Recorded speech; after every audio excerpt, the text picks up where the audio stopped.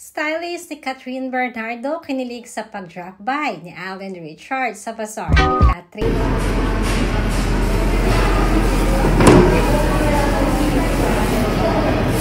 Madami ang sumugod ngayon sa Avira Tower sa Quezon City para makabili sa ginawang bazaar ni Catherine Bernardo.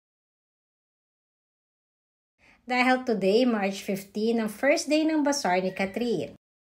It's a 2 days bazaar nga na halos lahat ng mga pre-love items, clothes, shoes, at room scents ay mabibili natin sa bazaar ni Catherine.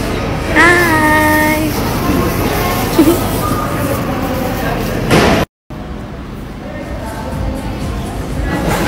Ang dami, gabi.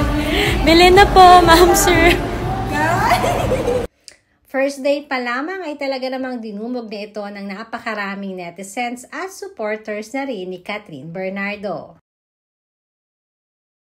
Samantalang ayon din sa aming source ay nag-drop by di umano si Alden Richards sa nasabing bazaar, kaya naman marami ang kinilig at pinagkaguluhan pa si Alden ng pagdating nito.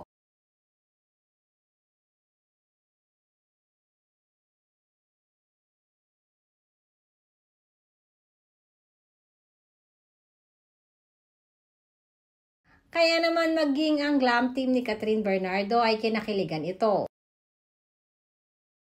Sobra din di umano ang pagpapasalamat ni Catherine kay Alden dahil alam naman di umano nito kung gaano siya ka-busy sa kanyang mga endorsement pero nakuha pa rin niyang dumalaw kay Catherine.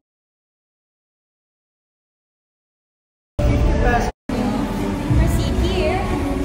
First booth, you'll see Nana area. Yan.